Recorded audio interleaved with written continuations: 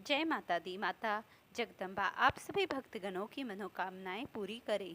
प्रिय भक्तों, आज अश्विन मास की षष्ठी तिथि है। जो भी भक्त आज माँ कात्यायनी की पूजा पूरे मन और वचन के साथ करता है, जो भक्त माता रानी की कथा और उनकी पाठ का श्रवण पूरे ध्यान मग्न होकर करता है, माता रानी उनकी समस्त मनोकामनाएं पूरी करती हैं। उन भक्तों की सदा शत्रुओं से रक्षा होती है। माँ भगवती तथा कात्यायनी अपने भक्तों की मानसिक तथा शारीरिक समस्त प्रकार से उनकी रक्षा करती है।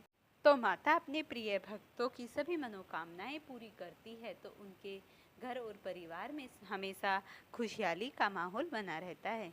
आज मैं आपको सुनाने वाली हूँ माँ कात्यायनी की बड़ी ही दुर्लभ और पौराणिक कथा।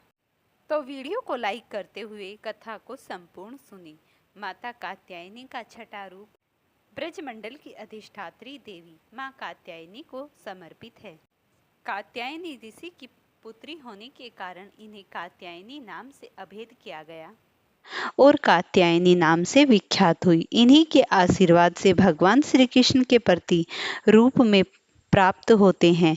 माता कात्यायनी की उपासना से सभी शत्रुओं का नाश हो जाता है और भक्त को अदम्य साहस तथा विजय प्राप्त होती है।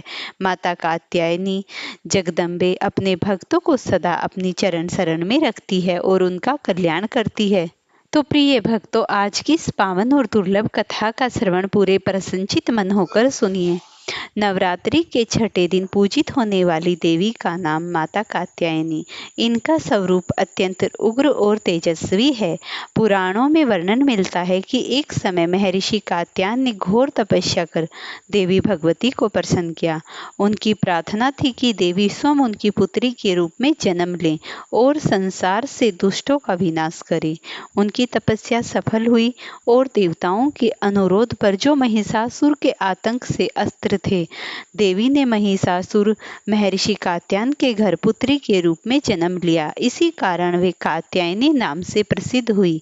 कथा के अनुसार महिषासुर नामक असुर ने अपनी कठोर साधना से ब्रह्मा जी को प्रसन्न किया और उनके वरदान प्राप्त किए। उनका वध केवल किसी स्त्री द्वारा ही संभव था। वरदान पाकर महिषासुर ने तीनों लोकों में आतंक मचा दिया। देवताओं को पराजित कर वह स्वर्गलोक का अधिपति बन बैठा। सारे देवता भयभीत हो गए और भगवान विष्णु, शिव और ब्रह्मा के पास जाकर प्रार्थना करने लगे। तब तीरदेव के तेज से एक दिव्य शक्ति प्रकट हुई और वह शक्ति महर्षि कात्यायन के तप से उनके घर उत्पन्न हुई, जिन्हें कात्यायनी कहा गया। माता कात्यायनी का रूप अत्यंत दिव्य है। वे सिंह पर आरूढ़ होती हैं। उनके 4 भुजाएं हैं। दाहिने हाथ में कमल और तलवार है। बाएं हाथ में ढाल और आशीर्वाद की मुद्रा सुशोभित रहती है। वे असुरों के अहंकार के लिए प्रसिद्ध हैं। महिषासुर का वध कर जब उन्होंने देवताओं को भयमुक्त किया, तब सभी देवताओं ने मिलकर उनका गुणगान किया, यशगान किया और उन्हें विश्व की रक्षक मानकर उनकी आराधना करने लगे। ऐसा भी कहा जाता है, जो भक्त श्रद्धा और विश्वास से माता कात्यायनी की पूजा करता है, उसके सभी पाप नष्ट हो जाते हैं। वह जीवन में उसके जीवन के सभी संकट दूर हो जाते हैं और उसे अदम्य साहस तथा विजय प्राप्त होती है। ब्रज भूमि में गोपियां भी श्री कृष्ण को पति रूप में पाने के लिए कात्यायनी देवी की पूजा करती थी। इसीलिए इनकी उपासना से विवाह में आने वाली बाधाएं भी समाप्त हो जाती हैं और मनवांछित फल की प्राप्ति होती है। माता का ये मंत्र इतना पवित्र और दुर्गम्य है, जो भी मनुष्य इस मंत्र को जपता है, उसके समस्त प्रकार के दुख दूर हो जाते हैं। मंत्र कुछ इस प्रकार है: ओम देव्ये कात्यायने नमः।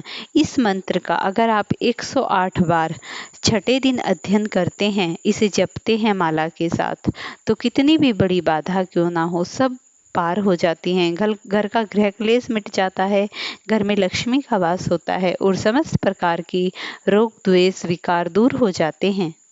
प्रिय भक्तों, ऐसा भी कहा जाता है, नवरात्रि के दिन मां कात्यायनी की पूजा करने से कुंवारी कन्याओं के विवाह में आ रही परेशानियां समाप्त हो जाती हैं और उन्हें एक सुयोग्य वर की प्राप्ति होती है। माना जाता है कि द्वापर युग में भी गोपियों ने भगवान श्री कृष्ण को पति के रूप में प्राप्त करने के लिए मां कात्यायनी की ही पूजा की थी।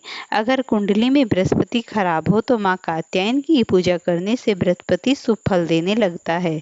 मां कात्यायनी की पूजा करने से आज्ञा चक्र जागृत हो जाता है।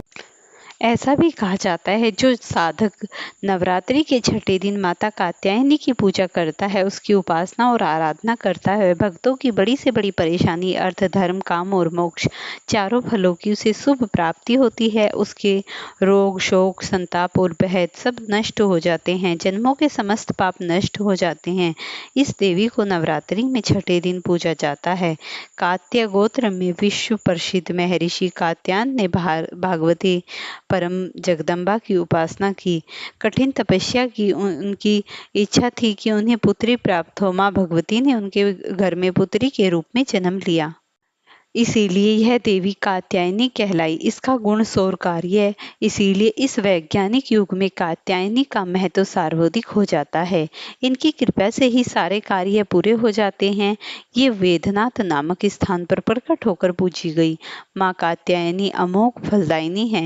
भगवान कृष्ण को पति रूप में पाने के लिए ब्रज की गोपियों ने इन्हीं की पूजा की थी। यह पूजा कलिंदी नदी यमुना के तट पर की गई थी, इसीलिए ये ब्रजमंडल की अधिष्ठात्री देवी के रूप में प्रतिष्ठित हैं। इनका स्वरूप अत्यंत भव्य और दिव्य है।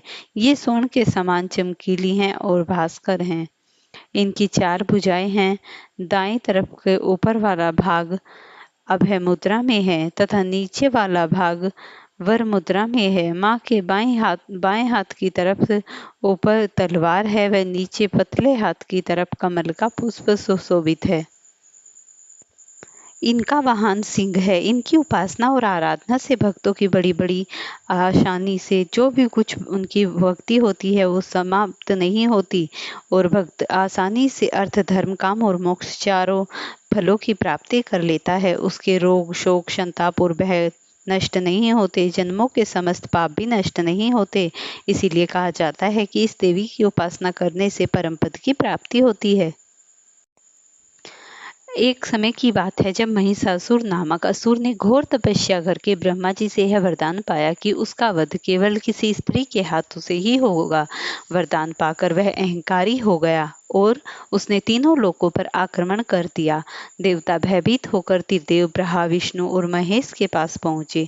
तब तीनों देवताओं के तेज से एक अद्भुत शक्ति प्रकट हुई। उस समय महर्षि कात्यायन भी घोर तपस्या में लीन थे। उनकी प्रार्थना थी कि देवी स्वयं उनकी पुत्री के रूप में अवतरित हों। देवी ने उनकी घोर तपस्या स्वीकार की और महर्षि कात्यायन के घर जन्म लेकर कात्यायनी नाम से विख्यात हुई। माता कात्यायनी का रूप अत्यंत दिव्य और तेजस्वी था। वे सिंह था। इसी प्रकार एक वरदान राजा स्पर्श को भी प्राप्त हुआ था जब उन्होंने कठोर जप तप किया था। राजा स्पर्श बहुत ही दयालु कर्तव्यनिष्ठ और प्रजा का पालन करने वाले राजा थे। वो नित्य जगदम्बा माँ की पूजा किया करते थे और माता के भक्ति भाव से उनके श्री चरणों की वंदना करते हुए माता के मंत्रों में लीन रहते थे। उनके घर में समस्त प्रकार की सुख और शांति थी। उनकी प्रजा भी बहुत सुखी थी, लेकिन राजा स्पर्श कोई संतान न होने के कारण अत्यंत दुखी रहा करते थे। एक समय की बात है जब राजा स्पर्श की भक्ति से माता जगदम्बा अति प्रसन्न हुई। तब उन्होंने उसे 2 पुत्रियों का वरदान दिया। इसी प्रकार जब पुत्रियों का वरदान मिला तो 10वें महीने में राजा स्पर्श की पत्नी से 2 अत्यंत सुंदर कन्याओं का जन्म हुआ। जन्म के होते ही राजा के महल में बहुत ही खुशियां मनाई गई। सभी लोगों को दावत कराई गई। उसके बाद ब्राह्मणों को भोज के लिए बुलाया गया और ब्राह्मणों से दोनों पुत्रियों की कुंडली बनवाई गई। तब पंडित और ज्योतिषों ने बताया कि आपकी पुत्री बहुत ही सुख सौभाग्य लेकर आई है। इसके जीवन में समस्त प्रकार के सुख और समृद्धियां होंगी और वह माता की अनन्य भक्त होगी। और माता की पूजा आराधना में हर समय हर जीवन में इसी प्रकार लगी रहेगी, क्योंकि यह पूर्व जन्म से ही माता जगदम्बा की आराधना और भक्ति करती है। कुछ समय बाद राजा ने अपनी दूसरी पुत्री की कुंडली दिखाई तो दूसरी पुत्री के जीवन में न जाने कितने दुख और दुर्भाग्य लिखे हुए थे। दूसरी पुत्री तो मानो दुखों का पहाड़ लेकर ही जन्मी थी। इस बात को लेकर राजा बहुत ही चिंतित हुए और उन्होंने ब्राह्मणों से कहा, ऐसा किस कारण से हुआ जो मेरी दोनों पुत्रियों को इस प्रकार का बड़ी इतनी सौभाग्य और छोटी इतने दुर्भाग्यों के साथ उत्पन्न हुई। तब ऋषि और ब्राह्मणों ने उन्हें बताया कि पूर्व काल में तुम्हारी दोनों पुत्रियां राजा इंद्र की पत्नी थी। इनमें से दोनों का नाम था, बड़ी का नाम तारा और छोटी का नाम रुक्कन था। पूर्व काल की बात है, दोनों बहन पृथ्वी के सैर करने के लिए देवलोक से पृथ्वी पर आई। उस दिन एकादशी का दिन था तो दोनों बहनों ने कहा, बड़ी बोली कि आज एकादशी का दिन है तो आज हम एकादशी माता का व्रत रखेंगे। तब तारा अपनी छोटी बहन को कहती है कि तुम जाओ बाजार से कुछ फल फूल और पूजन की सामग्री ले आओ, तब तक मैं माता के मंदिर को बनाकर सजाती हूँ और उसकी पूजा की तैयारियां करती हूँ। इस प्रकार रुक्कन सामान लेने के लिए बाजार में चली गई। वहां जाकर उसने मछली में तेल में तलते हुए पकोड़े देखे, तब उससे रहा ना गया। कभी कभी तो उसे बातें सता रही थी कि बहन ने मांस मदिरा सब कुछ खाने के लिए मना किया है कि तुम जाओ, लेकिन जाते हुए बाजार का कुछ भी सामान मत खा के आना, आज हमारा एकादशी का व्रत है। लेकिन रुक्कन ने एक भी बात नहीं सुनी। उसने सोचा कि अगर मैं मछली के पकोड़ों को खा लूंगी तो बहन को क्या पता चलेगा, घर जाऊंगी तो उन्हें क्या दिखाई देगा। जैसे ही वह मछली के पकोड़ों को खा रही थी, उधर तारा ने मंदिर की पूरी तैयारी कर ली और मन में विचार करने लगी, कहीं रुक्मन अब तक नहीं आई, उसे चल के देखती हूँ अब तक इतनी देर उसने कहाँ लगा दी। जैसे ही वह रुक्मन के पास गई तो वह तो एक ठेले के पास मौज मस्ती से मछली के बने पकोड़े खा रही थी और मांस मदिरा का मजा ले रही थी। जैसे ही उसकी बहन ने देखा, वह देखकर पूरी अचंभित हुई और घर आ गई। जैसे ही वहां पर रुक्मन आई, उसने कहा, रुक्मन तुमने इतनी देर कहाँ लगा दी? वह बोली, कहीं नहीं बहन, पूजा की सामग्री लेने में समय लग गया। उसने कहा, झूठ मत बोलो, तुम्हारे मुख से बदबू आ रही है। अगर तुमने मेरे से झूठ बोतला है तो उस झूठ का प्रायश्चित तो तुम्हें अवश्य ही करना होगा। मैं तुम्हें श्राप देती हूँ, अगर तुमने मांस मदिरा नहीं खाया है तो तुम इसी समय छिपकली बन जाओ। तभी रुक्मन छिपकली बनकर इसी प्रकार वहां से विचरती हुई। जब वह इसी तरीके से विचरते हुए उन दोनों बहनों का जन्म हुआ, तब तारा कहने लगी कि मैंने उसी समय तुम्हें छिपकली होने का श्राप दे दिया था। अब माता जगदात्री जगदम्बा वैष्णो देवी की कृपा से तुम्हें दोबारा जन्म मिला है तो तुम दोबारा से माता की पूजा आराधना करो, हो सकता है अब तुम्हारे बुरे कर्म समाप्त हो जाएं। इस प्रकार रुक्मन कहती है कि हे तारा देवी, जिस तरीके से बहन तुमने मुझे सारी बातें बताई हैं, अगर वैष्णो देवी सच्ची हैं और उनमें शक्ति है तो वो मुझे एक पुत्र होने का वरदान दें। अगर मुझे पुत्र हुआ तो मैं उनकी पूजा आराधना और नवरात्रों के व्रत और अंत में माता का जागरण कराऊंगी। इस प्रकार रुक्को को माँ वैष्णो देवी की कृपा से एक पुत्र प्राप्त हो जाता है। पुत्र के प्राप्त होते ही वह माता को सब कुछ मानो भूल जाती है, पुत्र के लाड़ दुलार में हर समय लगी रहती है और माता वैष्णवी के व्रत करने को भी भूल जाती है। इस प्रकार 5 वर्ष बीत गए। 5वें वर्ष माता वैष्णवी उसके पुत्र को निगल गई। तब वह अत्यंत दुखी होती हुई अपनी बहन तारा के पास गई। जब तारा उसे बताती है कि तुमने माता का जागरण बोला था, क्या तुमने उसे कराया है? तब उसे ज्ञात होता है और माता के सामने घर आकर रोती और गिड़गिड़ाती है।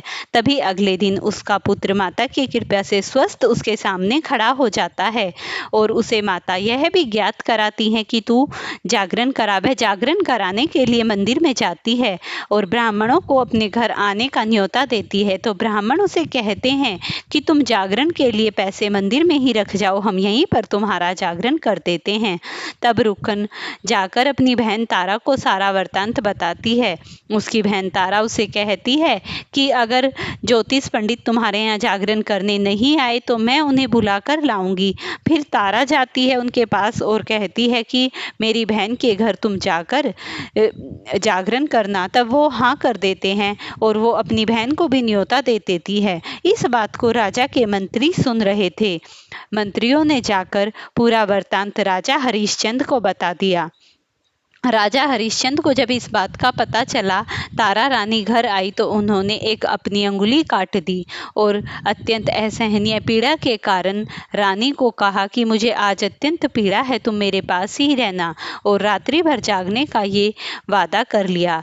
वहीं रात्रि का समय हुआ। तारा रानी ने सोचा कि राजा को माता वैष्णवी से प्रार्थना करने लगी कि नींद आ जाए ताकि मैं अपनी बहन रुक्कन के घर चली जाऊं।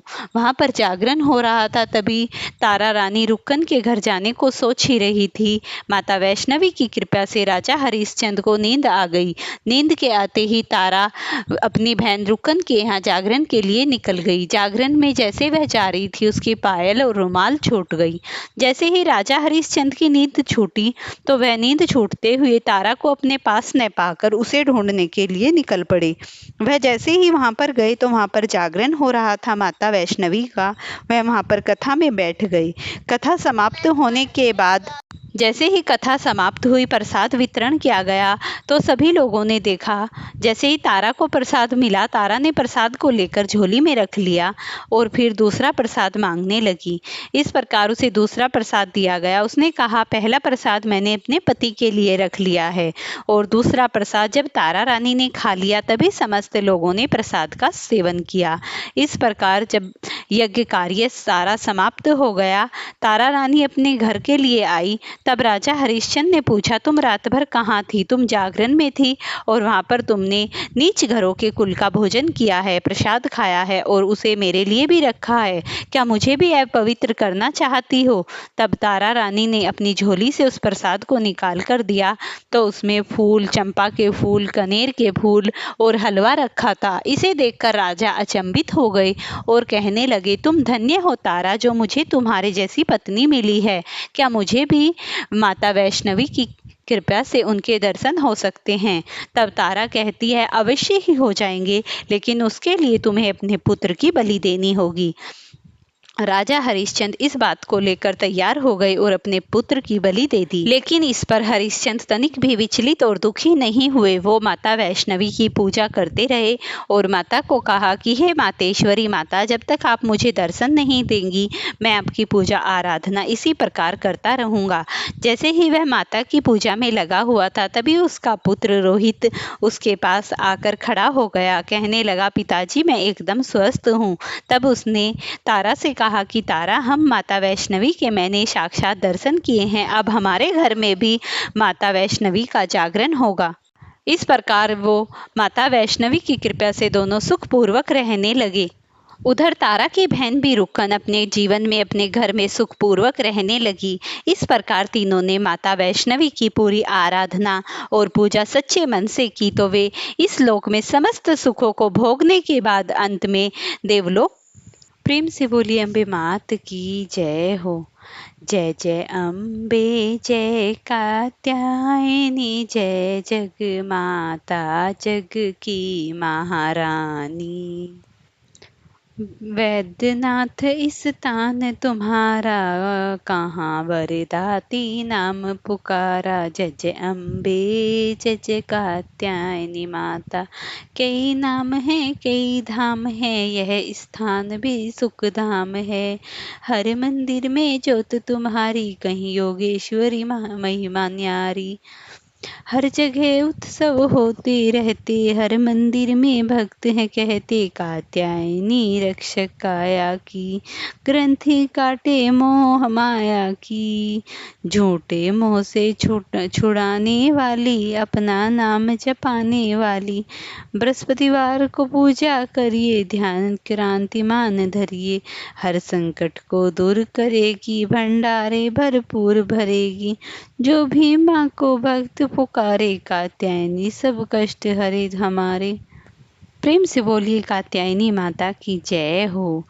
प्रिय भक्तों, अगर आपको ये वीडियो पसंद आई हो तो इसे लाइक शेयर करना, चैनल पर नए हैं तो चैनल को सब्सक्राइब करना, और अगर आपको वीडियो थोड़ी भी अच्छी लगी हो तो एक मुझे प्यारा सा कमेंट लिखकर जय माता दी लिखकर ज़रूर भेजना। इससे मेरा मोटिवेशन बढ़ता है और मैं आपके लिए बहुत ही उत्तेजित और आपको जो भी वीडियो चाहिए मैं उन्हें लेकर आती हूँ।